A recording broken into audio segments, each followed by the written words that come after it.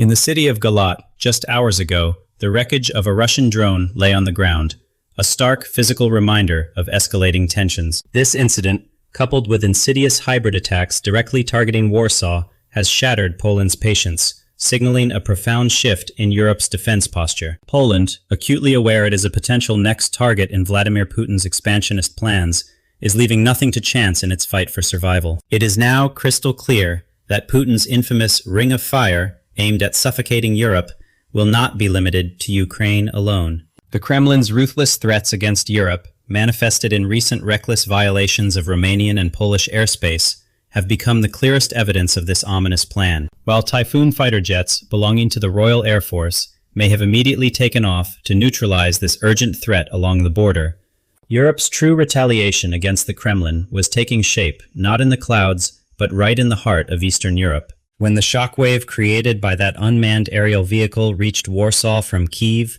the two nations pressed the button, showing Putin that Europe is not a chessboard where borders can be recklessly redrawn. Now, Poland and Ukraine, bearing the weight of centuries on their shoulders, stand shoulder to shoulder along their 530-kilometer former border. Their sole objective is to build the most modern and uncompromising joint defense shield in history. Facing us is a massive drone fleet, tested and perfected on Ukraine's brutal battlefields. In the coming minutes, we will witness, in all its brutal reality, how this autonomous aerial network will paralyze Russian command centers across the border. But what lies behind the tip of the iceberg is just as surprising as this drone move. This unprecedented joint move by Ukraine and Poland created a strategic shockwave that awakened all countries from Scandinavia to the Baltic Sea, not just Eastern Europe. From Norway to Finland, from Estonia to Lithuania, all these states are collectively taking action against the hybrid threats of Russia and Belarus, beginning to weave their skies with a steel net. The strongest layer of this steel net stands before us as the drone armada of Poland and Ukraine. First, we must state that this armada is not a classic military fleet. It is a situation where Ukraine's strategy of flying thousands of drones daily on the front,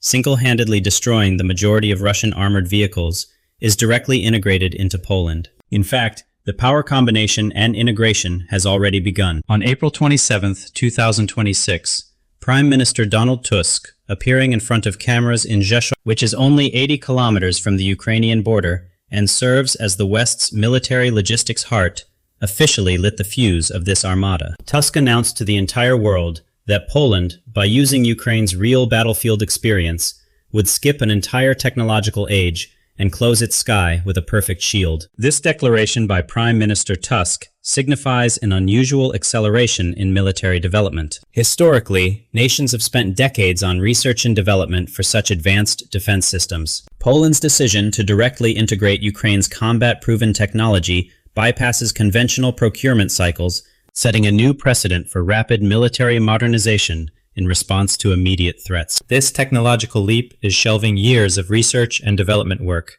and the process of a perfect death machine, tested directly by Russian attacks in Ukraine and purified from field errors, is entering the inventory of the Polish army. So, how exactly will this armada work?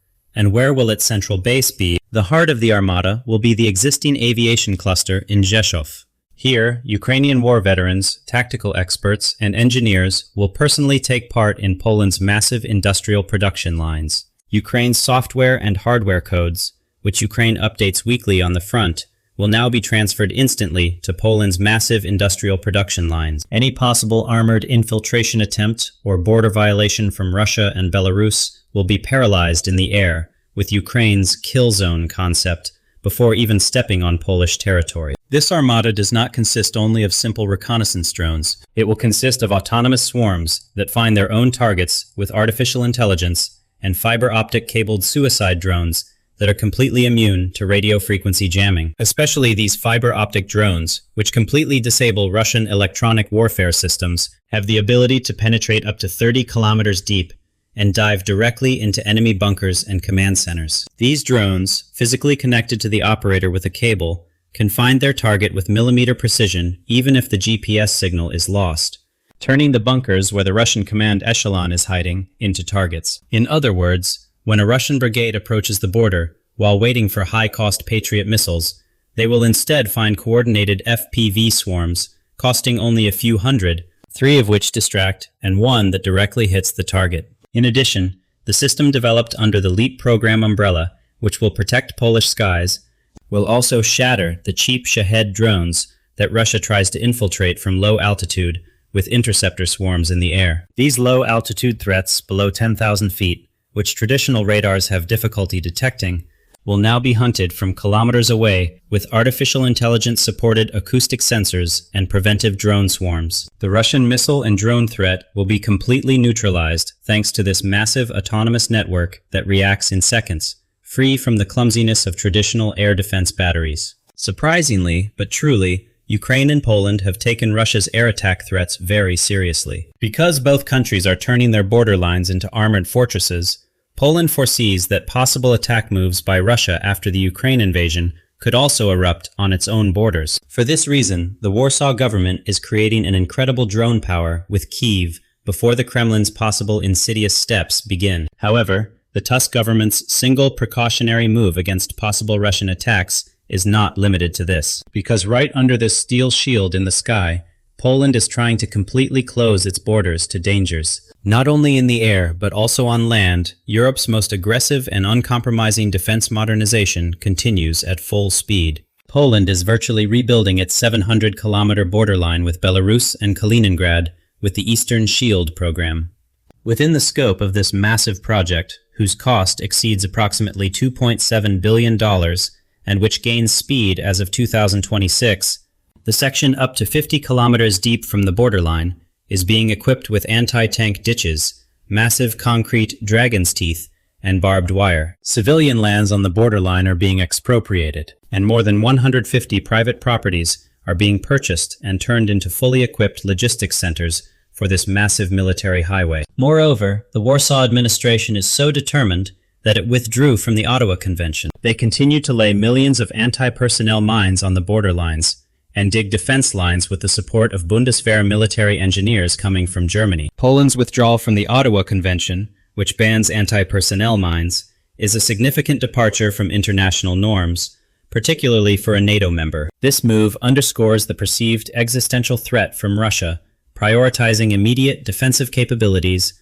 over long-standing arms control treaties. It highlights a stark shift in strategic thinking within the alliance's eastern flank. On the other hand, Poland's army budget, approaching 5% of its gross domestic product for 2026, has left all countries within NATO, even the United States, behind. Huge additional funds of $51 billion provided from the European Union under the Safe Credit Program are being channeled directly to land warfare systems, cyber defense, and artillery ammunition. As you may remember, Poland also launched the Iron Gate operation by piling more than 40,000 fully equipped soldiers on the borderline immediately after the Russian drone violations. Today, under the secure Podlaskie operation, border guards, heavy infantry brigades, and military police teams are on alert 7 days a week, 24 hours a day. Tunnels near Belarus are being closed with concrete, and every square meter is being monitored against infiltrations with thermal drones. In addition, Poland, which aims to increase the total number of active soldiers to 300,000, is not only increasing infantry power on the borderlines. K2 Black Panther tanks, Abrams armored vehicles, and HIMARS rocket systems are being deployed directly to the zero point of the border. Also, the National Anti-Drone System, established with a budget exceeding 2 billion euros, with its 18 batteries and a 73-vehicle fleet, does not let a bird fly in areas close to Belarus and Kaliningrad. The MEROP's artificial intelligence-supported defense network, jointly produced by the US and Poland, has the capacity to analyze hundreds of different drone threats at the same time and fire the most appropriate preventive weapon within seconds. These moves by Poland send a very clear message to Russia or Belarus that a single step taken here will find the greatest military response in history. However, this tremendous awakening and the military bond established with Ukraine is not limited to Poland's borders. As we mentioned, this mobility has spread in shockwaves all the way to the northernmost part of Europe, to the Scandinavian geography. The countries in this belt, extending from the icy waters of the north to the Baltic Sea, have begun to integrate Ukraine's battlefield genius against Russia's possible expansion strategies into their own industrial infrastructure. Norway, with the historic defense agreement it signed with Ukraine, has started the production of thousands of mid-strike drones on its own territory by using part of the billions of dollars funded allocated for 2026. Beyond the huge $7 billion defense support package that Norway has allocated to Ukraine, opening an additional $1.5 billion budget just for weapon supply this year is the clearest indicator of the alarm level in Scandinavia. The Oslo administration is not only helping Ukraine with this historic step. At the same time, it is testing and preparing its own defense industry in advance against a possible asymmetric war from Russia. As Norwegian Defense Minister Anu Sandvik also clearly emphasized, supporting Ukraine's struggle has now turned into the most vital investment Norway can make for its own national security. These drones are specially designed to fill the huge gap between standard FPV drones and expensive cruise missiles, and to destroy enemy lines, logistic convoys, ammunition depots, and air defense radars 50 to 200 kilometers deep. These new generation weapons, inspired by legendary Ukrainian drone models such as Molia and FP2, have the potential to pierce the Russian deep defense layers by carrying larger warheads. These systems, produced in safe Scandinavian lands and flowing to the front from the summer months, are advancing Norway's defense industry by leaps and bounds while giving Ukraine breathing room. Not only unmanned aerial vehicles, but also modular explosive systems, such as the scalable attack hand grenade produced by the Norwegian defense giant Nammo, are being made available to Ukrainian infantry through this partnership. But Norway is not the only country awakened against Russian threats. Right next door in Finland, a technological revolution is coming off the production lines. The joint venture established between Ukraine's TAF Industries and Finland's Summa Defense is scaling up Ukraine's battle-proven destructive technologies to an industrial scale within Finland's vast technology ecosystem. Following Finland's historic decision to join NATO, its massive 1,340-kilometer borderline with Russia has now turned into one of Europe's most critical unmanned aerial vehicle test and production fields. As TAF Industries CEO Vladimir Zanowski also underlined, Ukraine's destructive technologies, proven in war, combined with Finland's production scaling capability, are multiplying and increasing the military potential of both countries. Thanks to this unique partnership, Northern Europe, which was known for its strict neutrality just until yesterday, is now becoming one of the sharpest and most technological cogs in the European defense ecosystem. On the other hand, Estonia, the digital fortress of the Baltics, is allocating 0.25% of its gross domestic product directly to Ukraine's drone purchases and anti-drone systems, not leaving the leadership in cyber and unmanned warfare to anyone. Estonia's massive €110 million annual budget commitment is being channeled directly to unmanned aerial vehicle supplies on the front and to technologies that will blind Russia's electronic warfare systems. In addition, the Information Coalition, led by Estonia and Luxembourg, has mobilized a massive €1.4 billion budget to renew Ukraine's communication systems and battlefield technologies. As Ukrainian Foreign Minister Andriy Sybiha also noted with a critical observation, the Kyiv administration is fighting shoulder to shoulder with Latvia, Lithuania, and Estonia against Russian disinformation campaigns targeting the Baltic countries, because the Kremlin is trying to psychologically wage war by spreading the lie that Ukrainian drones are using Baltic airspace, openly threatening these countries and trying to pull them into the center of the conflict. Even Estonian Prime Minister Kristen Michal's demand for a lifetime ban on Russian war criminals entering the Schengen area reveals the diplomatic and psychological dimension of this military shield. The multinational sensor network, called the European Drone Wall, stretching from Finland to Romania and covering the entire NATO eastern flank, proves that the continent is now protected by a completely common nervous system. While the construction of this massive air and land shield continues at full speed, Europe's defense architecture awakening is not limited to land or sky alone.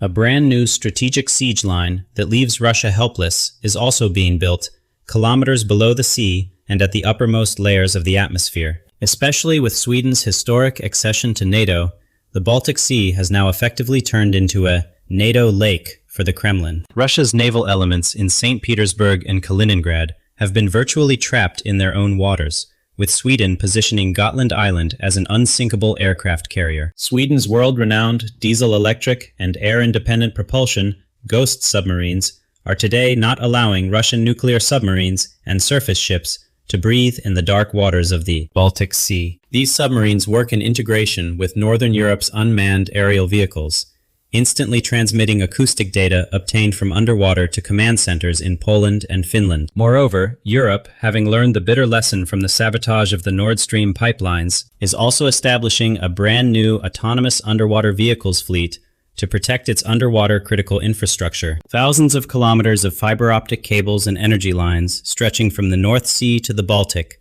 are being continuously patrolled by artificial intelligence-supported mini-submarines. In other words, a similar version of the drone armada in the sky is patrolling the ocean floor much more silently and deeply. In the space dimension, the European Union's orbital architecture is being accelerated. This satellite network provides a fully immune, encrypted communication infrastructure against Russia's electronic warfare capabilities and GPS jamming. The heart of the armada in Rzeszów, where the production lines in Norway are now fed not only by soldiers in the field, but also by millimeter-precise intelligence from this military satellite network in space. Thus, any ballistic missile movement by Russia or the slightest repositioning of Iskander missiles in Kaliningrad is detected from space in seconds and transmitted as targeting data to autonomous systems in the Baltic and drone swarms on the Polish border. This multi-domain operations concept, which perfectly connects land, air, sea, underwater, and space domains, is tightening the ring around Russia's traditional war machine in every dimension. In light of all these breathtaking developments, the bill for Russia and the Kremlin will be devastating, in a single word. Putin's strategy of spreading the war to neighboring countries, violating airspace to test NATO, and creating a psychological breakdown within Europe has completely backfired like a boomerang. While the Kremlin planned to exhaust Europe's billion-dollar air defense systems and collapse their budgets with cheap drones, it has found itself facing a steel alliance capable of producing thousands of drones daily, possessing autonomous swarms managed by artificial intelligence, and raising defense budgets to unimaginable levels. Russia's traditional and cumbersome armored doctrine is proving helpless in the face of Europe's new, frugal lethality strategy, which is low-cost yet maximally effective. The Kremlin's outdated Soviet doctrines and heavy industrial wheels are literally rusting in the face of Europe's agile, innovative, and distributed defense ecosystem that operates like technology companies. That single Russian drone that fell next to a civilian house in Romania did not only cause Poland to pour concrete on its borders, but also led to thousands of suicide drones rolling off production lines in Norwegian factories. Moscow's policy of militarizing borders has broken the taboos in Europe's military spending and plunged the continent into the largest arms race it has seen since World War II. While Putin thought he would isolate Ukraine and tire out the West, he has built a united European fortress equipped with Ukraine's battlefield experience, revolutionized in its military industry, and more united than ever in history. The scale of this European rearmament, triggered directly by Russian aggression, represents a fundamental shift in the continent's strategic calculus. Unlike previous post-Cold War defense cuts, this surge in spending and industrial integration is driven by an immediate, tangible threat, creating a defense posture far more robust and technologically advanced than anything seen in decades. For Russia, any military step taken toward Europe no longer means a conventional war, but means absolute disaster in the shadow of millions of smart machines, fiber optic networks, and layered air defense shields. The critical variable now is whether the Kremlin can adapt its deeply entrenched military doctrine and industrial capacity to counter this rapidly evolving, multi-domain European defense, or if it will continue to be outmaneuvered by an agile, technologically superior adversary.